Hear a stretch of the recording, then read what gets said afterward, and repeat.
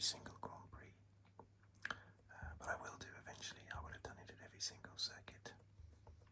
Eventually, I think there must be.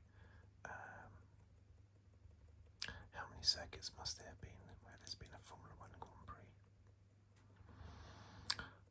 Quite a few, and I will eventually do them all. So today I'm going to do Singapore in advance of the Singapore Grand Prix. Now the Singapore Grand Prix, the World Championship Grand Prix, began in 2008, but I didn't know until doing research for this video, but there were actually non-championship Singapore Grand Prix back in the 60s and 70s, and in fact it started with the Orient Year Grand Prix in 1961, and then in 1966 it started to be called the Singapore Grand Prix, with Singapore being recognised as a state, a sovereign state. But they were non-championship Grand Prix up to the final one in 1973. There was a New Zealander called Graham Lawrence, who I'd never heard of, but he won 3 of them on the trot in 69, 70 and 71. But we are concerning ourselves with the official F1 World Championship Grand Prix, and the first one of those was 2008. And of course there's a lot to say about this one, isn't there? This one was won by Fernando Alonso. Let's just check so you might want to get comfortable while I talk about this one. Just check the focus there. Yeah, the 2008. Now, in 2008, Fernando Alonso and the Renault team had a frustrating year where the results just hadn't gone for them. I don't think they had won any races. And going into this one, I think they were either on pole position or they were quite high up the grid anyway. And it looked like,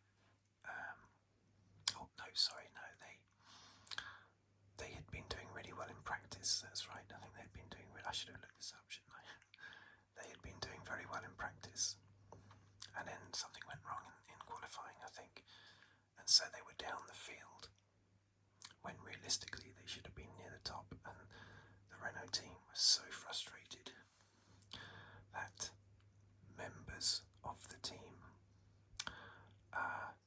managed to persuade Nelson Piquet Jr., Alonso's teammate, Nelsinho Piquet, to deliberately crash at a certain point on the circuit, and at a certain time, I should say, that would help Alonso with his pit stop, basically. It was perfect timing for Alonso. Didn't know anything about this, apparently. He wasn't told about it. But anyway, the crash happened, and Alonso had his perfectly timed pit stop, and because of that was able to go on and win the race. But anyway, it's sort of all in the past now, but yeah, there you go. I won't mention any names. 2009 was Lewis Hamilton. Where's my pen going? Where's the ink in my pen going? Maybe I have to hold it like this to get the ink to go back down again. Possibly. But yeah, 2009 Hamilton. That was a bad year for Hamilton, but he did win a couple of races. I think the other one was Hungary. It was his championship defence year, and the McLaren was nowhere. So Alonso, again, sorry, I should put down. That was a Renault. I don't think I'm going to have room to put a second lot in, so I'm just going to go like that, and then I'm going to go McLaren, and then I'm going to go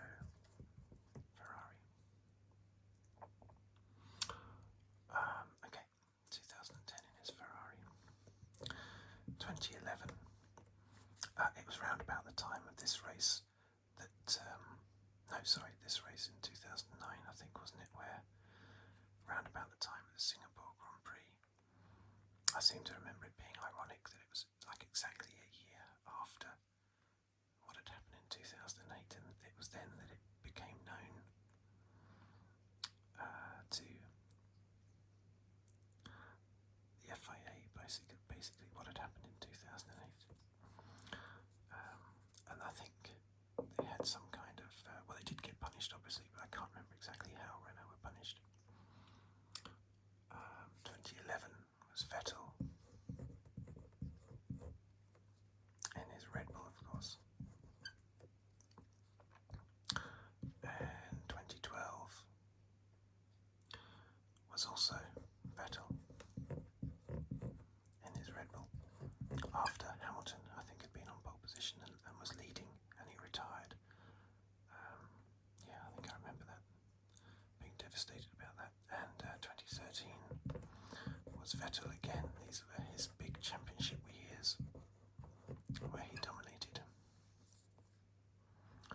Once again in the Red Bull. Okay, so let's rub that out.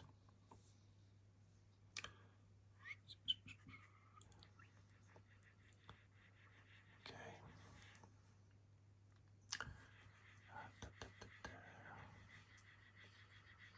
Just sleep amongst yourselves while I'm doing this.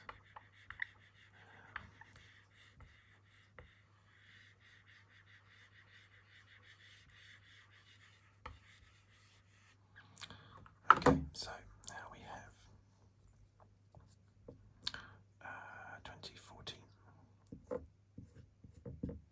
which was, I believe, yes, I have written these down, but a lot of them I remember anyway, but not all of them definitely. Hamilton in his Mercedes.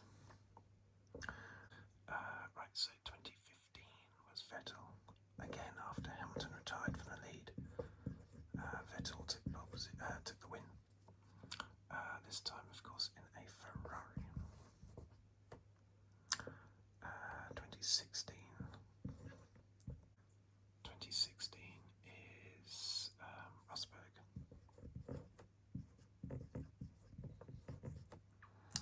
His championship winning year, in his Mercedes. I think Hamilton was third. Hamilton probably had some kind of qualifying glitch or something, or a penalty or something to serve. There was always something holding him back that year. That was also Nico Rosberg's 200th Grand Prix. 2017 was Hamilton.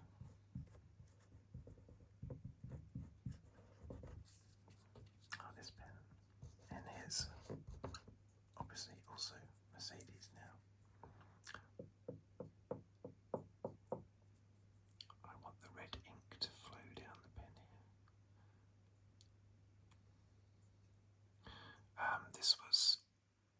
I remember this race because this had the big accident at the start. Hamilton was 5th on the grid. He was 3 points ahead of Sebastian Vettel in the championship. And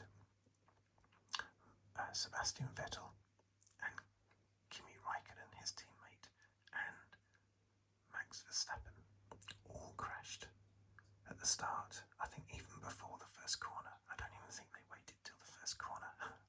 They just all smashed into each other. I can't remember who was to blame. Right at the start of the Grand Prix, and Hamilton slipped through from 5th to 1st place and went on to win the race. It was incredible.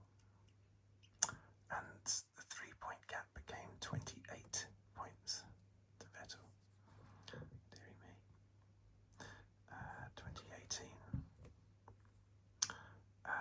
was Hamilton again.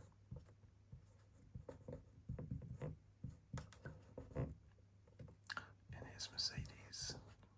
This pen, I think this pen's a bit naughty. Max Verstappen was 2nd in that race, not far behind, starting to show his potential. And 2019 was Sebastian Vettel. Now this was his last Grand Prix victory I was quite shocked when I read that, because I thought he must have had a victory later than that, but no, that's his last one. 2019, it's his last Grand Prix victory. Leclerc was second, and it was the first 1-2 for Ferrari since the 2017 Hungarian Grand Prix. And Leclerc had just come from those 2 wins in Belgium and Italy. His first wins basically in Formula 1. So first, second for Leclerc, starting to show his dominance. But yeah, there you go. Very good. Right, let's scrub that out. Now, 2020 and 2021. There was no Grand Prix due to the pandemic. So we will be jumping straight to 2022. Straight to 2022, okay. 2022 is what we're going to be going straight to. Here we go, 2022. And interestingly, 2019 is also the last time that the Singapore Grand Prix was won by a driver that has won the World Championship. Interestingly, because in 2022 we had Perez in his Red Bull. Now I remember that race. That was such a fantastic performance by Perez. He excels on these tight, twisty street circuits, and he did really well to win that race. Extreme. I think it's his best win, actually. Better than his first win, because there was no pressure. There was no pressure on the Sakhir Grand Prix, was it called, in 2020. There was no pressure when he came from last. Would have been third had Mercedes not crashed into each other. So there was not really any pressure on that. There was a lot of pressure though in the second Red Bull seat. That is his best win, I think. At Monaco, when he won Monaco as well, I think in 23, that was another very good one. Carlos Sainz put in a dominant performance in his Ferrari to win in 2023. That was very good as well. And 2024, Lando Norris, pole position and win in his McLaren. Very good as well. Very fine performance. 2025 is going to be a question mark now. Who's won the most? We've got quite a few multiple winners, which is quite something when there's only been, how many, 14 Grand Prix? 1, 2, 3, 4, 5, 6, 7, 8, 9, 10, 11, 12, 13, 15. 6, 7, 8, 9, 10, 11, 12, 13, 15 Grand Prix. But we have, up here, we have Vettel with an amazing 5 wins. Hamilton with 4 wins. Alonso with 2 wins. That's incredible. Vettel and Hamilton, look at that. 5 and 4. And you will also notice that it's a Grand Prix that Verstappen has never won. That's also interesting as well. He has never won this Grand Prix. I don't know how many he hasn't won, how many circuits he hasn't won it, but yeah, he's not won this one. And with teams, Ferrari and Red Bull both have 4. With Mercedes, and Mercedes on 4 as well. There you go, 4, 4, 4. But there you go, yeah, so Verstappen, as ain't just dawned on me, Verstappen has never won this Grand Prix. Well, maybe this year with the way the season seems to be going now, he could well win it. Although, actually, no, because it's a high downforce circuit, so I'm sure the McLarens will be back at the top again. Right, there we go. So let's scrub this off. And just remains for me to say thank you for watching, thank you for listening. If you wish to subscribe, please do so.